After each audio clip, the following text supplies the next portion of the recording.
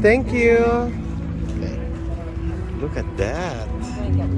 Oh, let's try. What do you call this thing? Chili lime mangoes. Okay.